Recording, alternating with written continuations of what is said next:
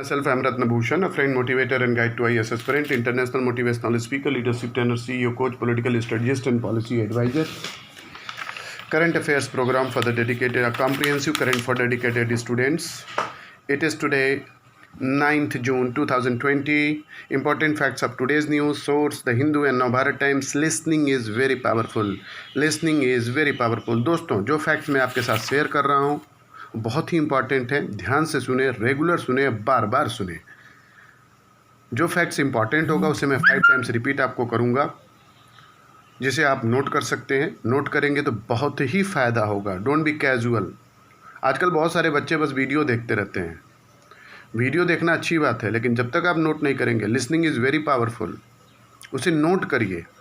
किसी का भी वीडियो देखें, मैं नहीं कह रहा हूँ कि मेरा ही वीडियो देखिए, किसी का भी वीडियो देखिए, एक कॉपी पेन रख के जरूर बैठिए. कुछ फैक्ट आए, नोट कर लीजिए. The important fact is, Uttarakhand को मिली गर्मियों की राजधानी गैरसैंण. गैरसैंण के नाम पर मुहर. उत्तराखंड ने गैरसैंण,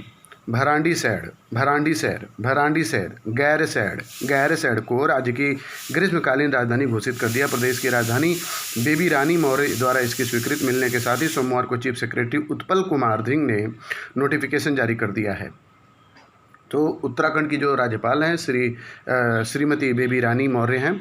इसमें कहा गया कि राज्यपाल द्वारा गैरसैंण को उत्तराखंड राज्य की ग्रीष्मकालीन राजधानी घोषित करने के सहर्ष अनुमति प्रदान करते हैं. सीएम त्रिवेंद्र सिंह रावत ने खुशी जताते हुए कहा कि गैरसैंण को आदर्श पर्वतीय राजधानी का रूप दिया गया है और ये सबसे सुंदर राजधानी के रूप में अपनी पहचान बनाएगा.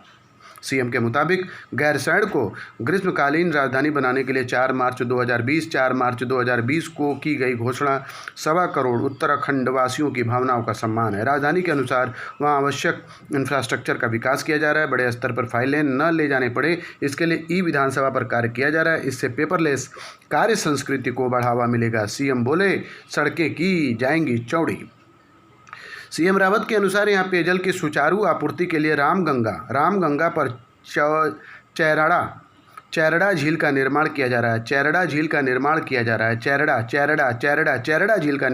जा रहा है. इसके बनने के बाद गैरसैंण और आसपास के क्षेत्र में ग्रेविटी पर जल उपलब्ध हो सकेगा. गैरसैंण की कनेक्टिविटी पर भी काम हो रहा है. इसे जोड़ने वाली सड़कों को आवश्यकता अनुसार चौड़ा किया जाएगा. ऋषिकेश कर्णप्रभाग रेल प्रोजेक्ट पर भी बड़ी तेजी से काम चल रहा है.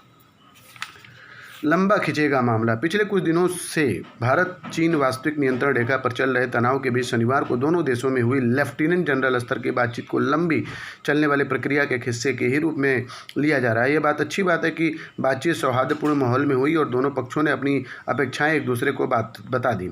बातचीत से तत्काल कोई नतीजा निकलने की कोई उम्मीद किसी की नहीं थी. चीनी सेना ने जिस तरह अप्रैल तक की अपनी स्थिति से आगे बढ़कर न केवल आगे जगहों पर डेरा डाल दिया था, बल्कि बड़ी संख्या में सैनिकों की तैनाती के लिए टिके रहने का इरादा भी जाहिर कर दिया था. उसकी अनदेखी करना भारत के लिए किसी भी सूरत में संभव नहीं था. सीमा क्षेत्र में सड़क निर्माण को लेकर चीन की भारत से जो भी शिकायतें हों, पर एक बात तो तय है कि गतिविधियां पूरी तरह से भारतीय दायरे में चली आ रही हैं.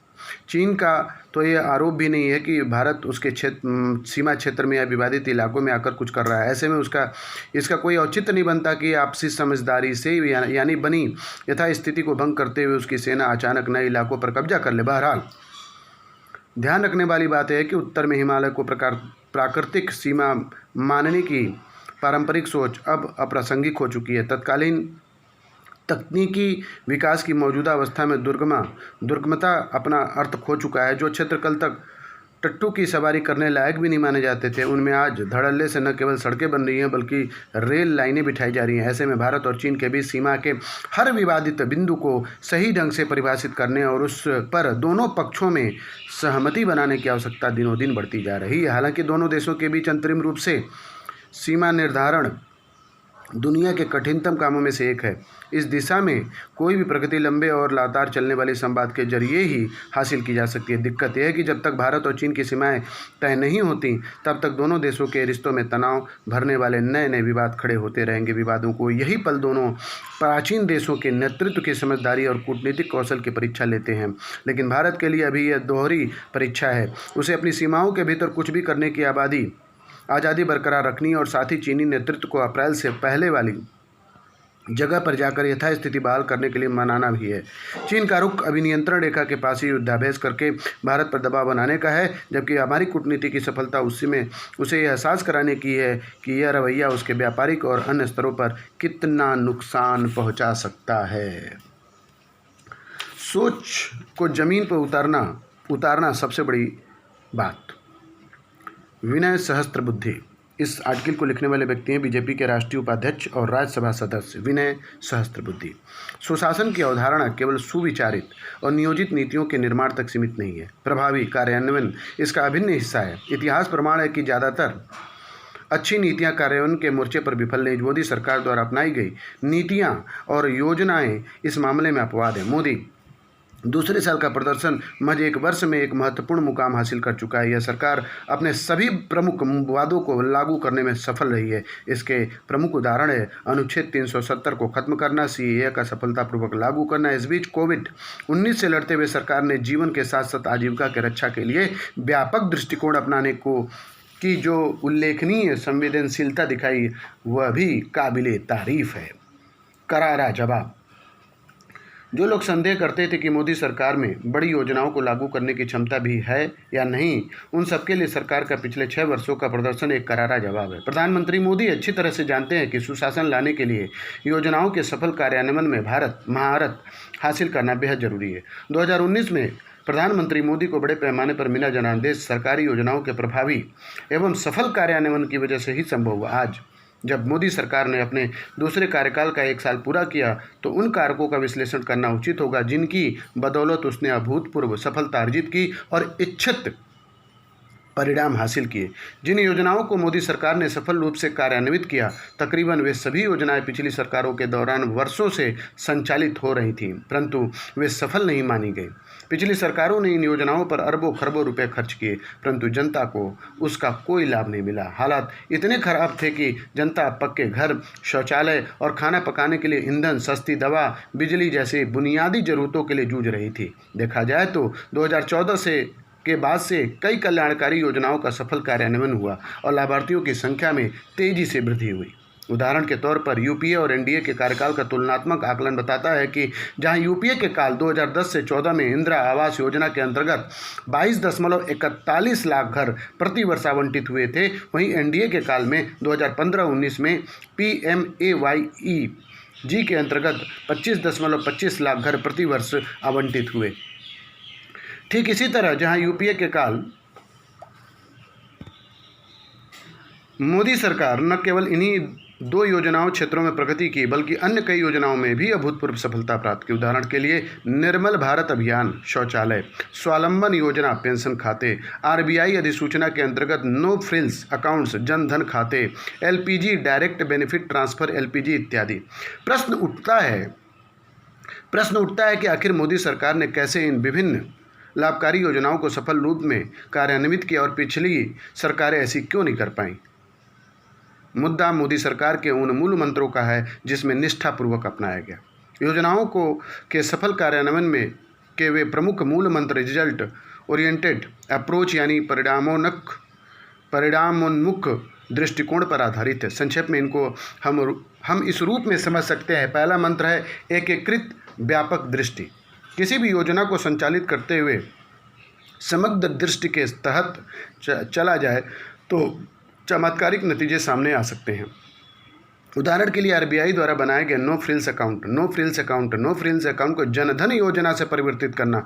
इन अकाउंट्स के माध्यम से विभिन्न योजनाओं की प्रत्यक्ष वित्तीय सहायता प्रदान करने के लिए एक दीर्घकालिक कार्य योजना बनाई गई।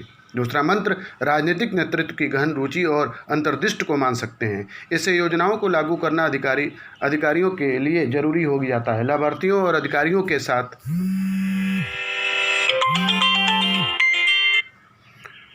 नेतृत्व का प्रभावी भागीदारी का मूर्त रूप मोदी सरकार में देखने को मिलता है। तीसरी चीज़ है योजनाओं के बारे में लोगों को अधिक से अधिक जागरूक करना। साथ ही लाभार्थियों और स्थानीय अधिकारियों के साथ समन्वय स्थापित करना और इनकी भागीदारी सुनिश्चित करना आवश्यक है। स्वच्छ भारत अभियान जैसी योजनाओं के माध्यम से सरकार ने लोगों के व्यवहार को परिवर्तित करने का प्रयास किया और जनता तथा स्थानीय अधिकारियों के साथ संबंध स्थापित करने का काम किया। चौथा है सूचना तकनीक का सफल प्रयोग।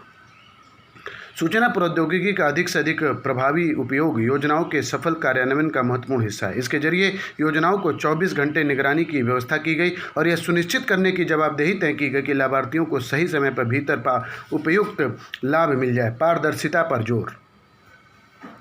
सबसे महत्वपूर्ण है पारदर्शिता। एक प्रभावी और पारदर्शी मैकेनिज्म से न केवल सही व्यक्ति तक लाभ पहुंचता है बल्कि भ्रष्टाचार को दूर करने का भी एक प्रभावी उपकरण है। मोदी सरकार द्वारा डायरेक्ट बेनिफिट ट्रांसफर योजना को कार्यान्वित करना पारदर्शी व्यवस्था का एक महत्वपूर्ण उदाहरण है। अगला मंत्र है कार्यान्वयनकर्ताओं को प्रेरित करना। सरकार ने सार्वजनिक मंचों पर योजनाओं के कार्यान्वयन में शामिल अधिकारियों और कर्मचारियों के योगदान को पुरस्कृत कर उन्हें प्रेरित करते रहने का काम किया है। देखा जाए तो मोदी सरकार द्वारा भारतीय लोक प्रशासन में वैल्यू एडिशन है जिसने सुशासन को वास्तविक रूप प्रदान किया। लेखक बीजेपी के राष्ट्रीय उपाध्यक्ष और राज्यसभा सदस्य हैं। The next article is from the Hindu newspaper. Selling space. SpaceX mission carrying humans to space marks a new age in commercial space flight. For the United States to send American astronaut to space from American soil after a gap of 9 years is a milestone in itself. That this took place at the time of one of the biggest civil rights upsurges since 1960 makes it almost like an escape to fantasy riding on the wings of the public-private partnership between NASA and Elon Musk SpaceX. The less expensive journey is a clear financial advantage as the US has been paying the Russian $80 million to put one astronaut into space ever since they stopped NASA's human space launch program. Thus, SpaceX comes in to provide advantage in cost, innovations and safety. In the 2000, when Mr. Musk showed off his rocket and lobbied in the Washington DC, he was mostly ignored. Yet now NASA wants him to find customers for space flights, thus can expand the power of US commerce exponentially. Japanese billionaire Yusuke Miyamoto has already signed up as a potential traveler to the moon and back. With his partnership, Americans have taken yet another leap of the faith in the creating commerce in space. If these plans get realized, Mr. Musk could make space flights as common as a domestic flight. Technologically, it is a remarkable feat. This collaboration brings in a willingness to fail which has kept SpaceX alive. This is coupled to the propensity to qualify every component which has been NASA's strength. NASA has partially outsourced its work for the innovating, testing and building new technology to market players such as SpaceX. It has made clear its desire to invite more such innovative space companies to participate. India, under Prime Minister Modi, has also opened up the space sector, including ISRO facility to provide players. The emergence of successful partnership here will depend on how well they stand up against the American example of allowing for the failure. Fly, test, fail, fix. Fly, test, fail, fix has been the rubric followed by SpaceX. India has not witnessed such a huge experiments in space except by the state-led ISRO. It's most recently celebrated being the Mars orbiter mission at the cost of 7 per kilometer, which is the cheaper than the auto rickshaws travel as cited by the Mr. Modi himself famously.